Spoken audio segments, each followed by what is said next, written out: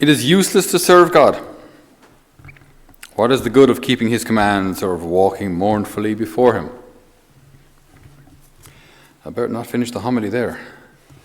That's what we heard in our first reading, right? So the prophet Malachi is recognizing that it seems that those who do not follow God get on better, that they're more successful, maybe more wealthy, more financially secure, or maybe externally happier. And it's a thought that it probably crosses all of our minds at some point, Does following the Lord is it really worthwhile? Is it really worth the hassle? Is it really worth the difficulty? What's very interesting is if any of you have had the experience of living both lives, so living a life without the Lord and living a life with the Lord, it's so interesting, it's so apparent, it's so evident that living with the Lord is actually easier. I mean, anybody who's had a big conversion experience, when they have lived the life, lived life, I mean that's even I think a misleading expression. When they've lived life according to their own whims or pursuit of pleasure or passion or whatever it may be, and then they've converted and they find the path with the Lord. While there may be hiccups along the way, and while it's not that suddenly they become saints and nothing is a temptation anymore, they do recognize that this path with the Lord is so much better. It really is. It's so much better. It's so much more fulfilling. While, as I say, it doesn't mean it won't be without its falls and its trips along the way. They still recognize that this objectively is a better life. Because when we do only what we want, and we're led only by our own passions and desires, it makes us quite selfish. And if you ever noticed, spoiled little kids are never actually happy. Do you know? If you ever known spoiled little children who go, "Mommy, mommy, mommy, mommy, mommy, I want, and if I don't, I'm going to kick up a tantrum, so you better give it to me." "Okay, honey, it's okay.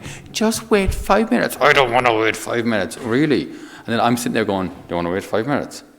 "Sorry, Mom, if you want to run along there, I'll take care of the child." Sit down, shut up, and be nice to your mother. Like, spoiled children are never happy. They're never happy. And as adults, it's quite similar. I mean, it doesn't matter often for those who are well-to-do. It never matters how much we have, because it'll never be enough. If that's our pursuit, if that's our goal, it'll never be enough. Whereas there's something different about when we know the Lord and when we walk with Him. It means then we can have material things, but grand and good, and we can enjoy them, but they're never the reason for our being. They're never the source of our happiness. We can still enjoy a nice meal with someone, a nice glass of wine with someone, multiple people if it's in my case. We can still enjoy a good day's golfing. We can enjoy a good hike. We can enjoy these kind of things, and it's fine. It's good. We can, because these things can actually cause us to glorify God even more. Great. But they cause us to glorify God. They become a means to an end, and the end is God. Whereas when they are the end in and of themselves, then that's where it'll just never be enough. Because if 1 pint is good, then 10 pints must be fantastic. If one wife is good, then let's become Muslim.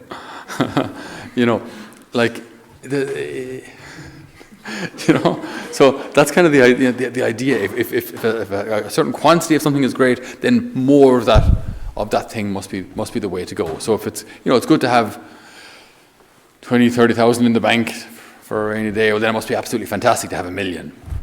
And that becomes in the pursuit and the goal. And then there's just never any true peace. The Lord offers us something very, very different. Yes, it may look like the wicked prospered, to use scriptural terms. It may look like they're getting on great. But one day, I and you and all of us will have to stand before Him. And He will ask me, what have I done So with what I gave you, with the intelligence I gave you, with the good looks I gave you, with the resources I gave you, the money I gave you, what did you do with it? Because all that was given to you to bless others. Were you a blessing? Were you a blessing? So it's not enough to say, I didn't do any harm. Well, yeah, that's like the person with the talent, they get it and they bury it. Yeah, you're supposed to do more than just not do any harm. Were you a blessing? Were you a blessing? In our gospel today, the Lord talks about the persistence required in prayer. So he tells a comparison, a parable. A friend arrives unannounced. You realize you've no apple tart. The sliced pan is 4 days old, right? And the milk is almost gone. I'll call into Bridie next door.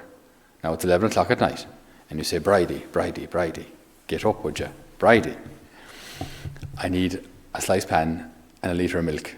Presto. And she says, go away now. I'm watching the end of the day late. Bridie, get up. Bridie, come over to the door. Bridie, I need your help, right? And you keep knocking. And if you keep knocking, eventually, like just out of sheer embarrassment, she'll get up just to quieten you down, just to get you away. There's a similar kind of idea in the gospel story. The Lord's trying to tell us, even as regards prayer, be persistent. So God is actually comparing himself to the neighbor who doesn't want to get up and help. It's kind of a humbling story for God, for the Lord. He compares himself to this neighbor that has to be woken up, or with whom you must insist in order to get what you want. With the Lord, it's not that he doesn't know our needs, but there is something in this. Why is he trying to teach us persistence?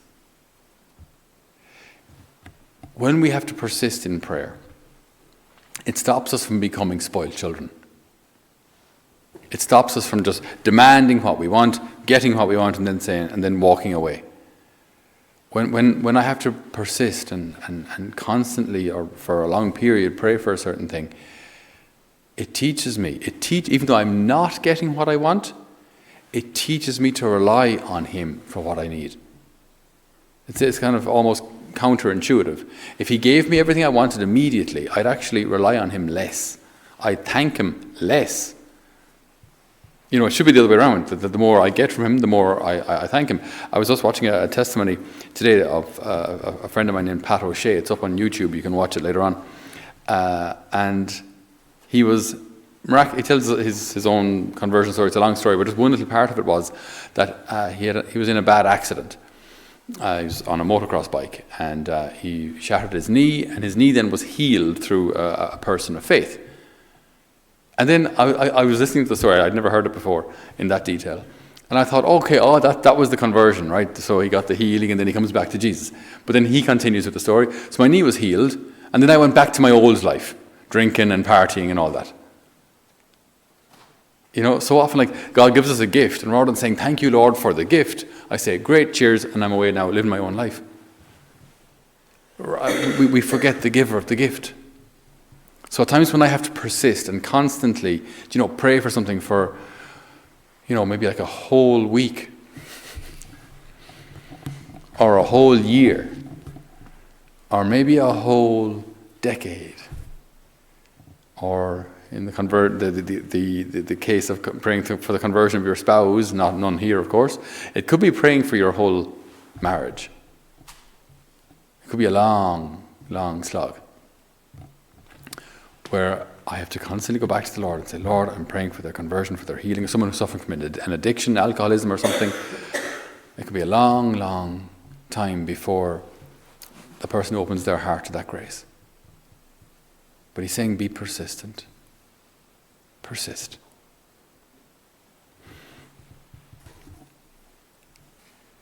Unfortunately, it's often only in our need that we recognize that we don't have everything together. It's in our brokenness that we recognize then our need for God. And I heard someone say during the week, and it really struck me, they said, sometimes God has to break a heart in order to get into it. God has to break a heart in order to get into it. And it's not that he wants us to have broken hearts. But again, if everything is going smoothly for us, it's so easy for us to say, great, cheers, don't need you though. I've got it all together. But then when illness comes our way or bereavement, it's often only then, unfortunately. He doesn't want it to be this way. But the fault is ours. That it's often only when my heart is broken, it's then I recognize my need for the Lord. And there's something very profound about meeting the Lord in that kind of a way. When our hearts are broken, and I go to him as the healer of all hearts, as the healer of my heart, as him, the fulfillment of all my desires. When I go to him in that brokenness, I meet him in a very, very different way to, Lord, I have an application for a mortgage coming up. I need money. Sort that out. I'm praying to you now. Again, it's a good thing to pray for your financial needs. By all means, go for it. It's a good thing to pray for relationships, that they'll be healed, or that someone you've always liked will fall madly in love with you, or whatever you're praying for these days, Kathleen. And whatever's going on, like whatever our needs are, it's good to pray for them, absolutely. But when I pray from a place of brokenness, my heart's broken. My heart is broken, Lord. I've got a son or a daughter, and they're completely wayward. Or I've just lost someone I really care about. Or I've been diagnosed with leukemia. Or I got an email during the week from a friend of mine who I've never met her. I've wrote her a ton of emails, and she's written me a ton of emails, and we prayed for all of her intentions very, very. I met her through the live stream. She's one of my live stream friends. Don't know her at all. But she wrote to me during the week and said, Father, could you keep me in the prayers? The cancer's back for the third time. And like, Jenny, you think you've problems. You think you've problems. Cancer's back for the third time. Sometimes God has to break a heart to get into that heart. So when I'm able to, when I have to go back to the Lord over and over again in my brokenness and say, Lord, this is me, warts and all. Help me. I meet him there in a very, very, on a much deeper level than just praying for superficial things. Because then I'm bringing him in to the deepest parts of my heart, the shameful bits, the sorrowful bits, the weak parts, and that's then when I meet the Lord in